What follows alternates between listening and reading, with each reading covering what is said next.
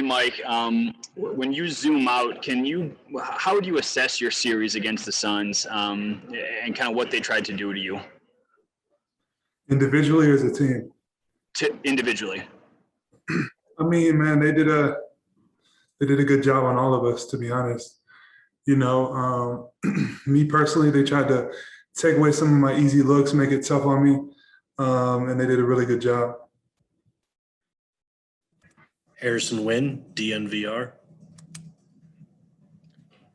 Hey, Mike, just going up against Chris Paul in a series, how valuable do you think that's going to be for you going forward? And also, what did he tell you at a half-court post-game? It seems like you guys had a good chat there. I mean, obviously, Chris Paul was unbelievable this series. To be on the floor with him, it was really incredible just because seeing the nuances of the game that he has mastered, it was incredible to see. He deserves going to the Western Conference Finals. They were the better team this series. And honestly, man, like just watching that dude, I hope he wins a championship because the way he plays the game, it's something special. The way he leads that team, the way that every team he goes to gets better. He's a true leader. So it definitely was inspiring to see. Brandon Cristal, KOA Denver. Michael, I have two for you. How much did your back bother you? Was it noticeable, and were you just fighting through it? And then when Nikola gets ejected, I know the team has to step up, but do you think, okay, I have to pick it up no matter what's bothering me? I mean, I'm not gonna lie. I think that the second quarter of the first game, I tweaked it, and it wasn't really. It was so quick. The series happened so quick. I didn't get a lot of time to kind of make sure everything was back normal. But it got better and better as the days went on. But it wasn't 100%. I kind of was playing through a little bit of limitation. Nothing serious, but it was just an unfortunate timing for a tweak like that to happen. But it's the playoffs, so there's a lot of guys that aren't feeling 100%. I really wanted to try to play through it, but I didn't feel like I was really myself for a couple of those games during the series. Altitude Sports.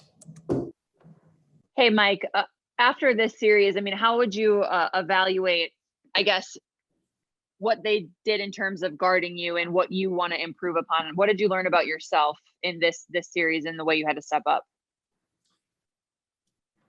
I mean, they did a good job. Like I said, they made sure that I didn't get a lot of easy shots.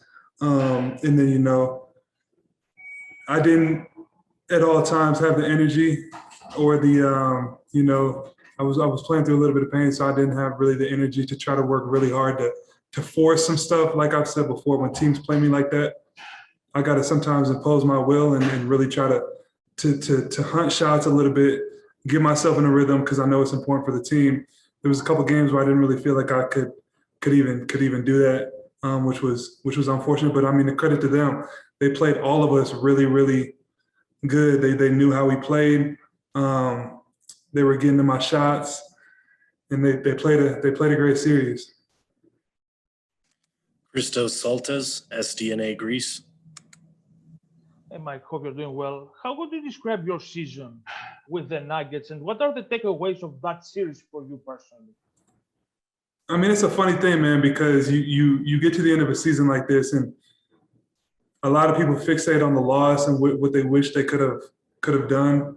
For me personally, I think it's all a growing experience, a learning experience. I'm not completely done growing. You know what I mean? Like it's in these moments that I want to really be thankful for the season that I had, staying healthy, nothing seriously injuring me. You know what I mean? Like I got to play basketball. There was a time in my life where a lot of people were saying I might not ever play again. And now to like look back and be like, wow, I played a full season completely healthy. I don't think I missed a game for injury. I think I missed for the COVID protocol, but that's a blessing, man. So for me, us as human beings, we really look forward to the next thing. Once we get something, we want the next thing.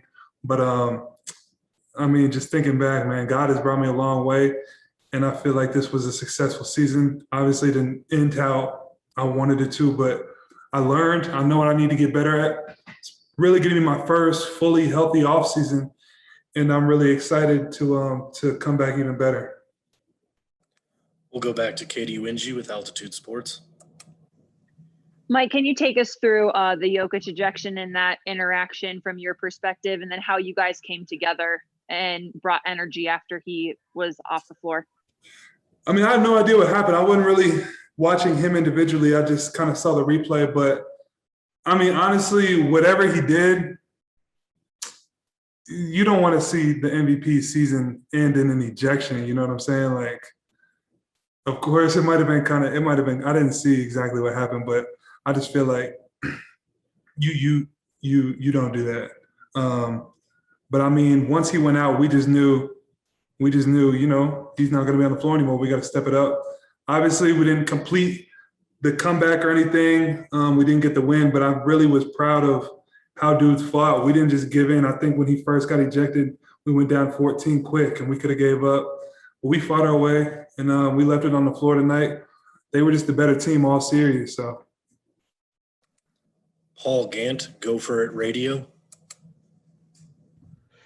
Michael, congrats on the season. So, according to your coach, Michael Malone, he felt like if you guys would have had a healthy Jamal Murray, that you guys could have won a championship. Do you agree with him? I completely agree with him, just because we brought guys in that we really didn't have a lot of chemistry in mid-season.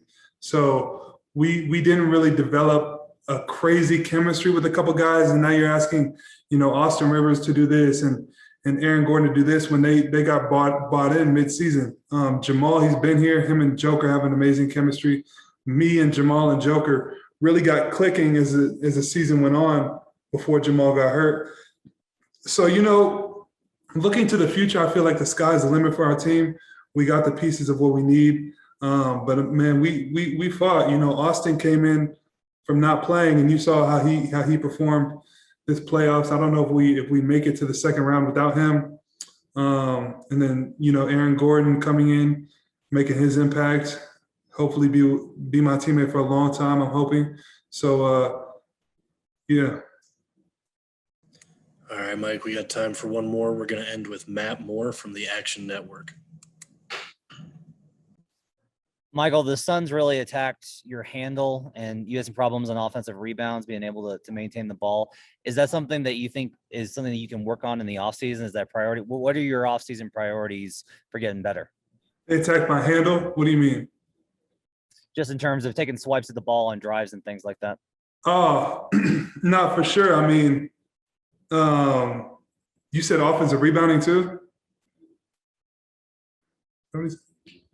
I mean, no, I've been a good offensive rebounder all year. I don't really think that was a main issue. They got the ball from me a couple of times, but I mean, this offseason, man, it's a lot I need to work on. But at the top of my list, I would say just a lot of ball handling, making sure I'm really comfortable with the ball in my hands, getting to where I need to get to. I think that'll take my game to the next level.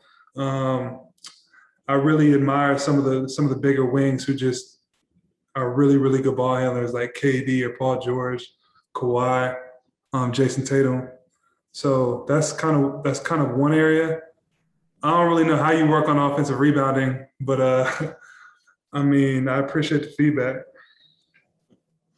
All right, that'll do it. Thank you, Mike. All right, thank you, guys.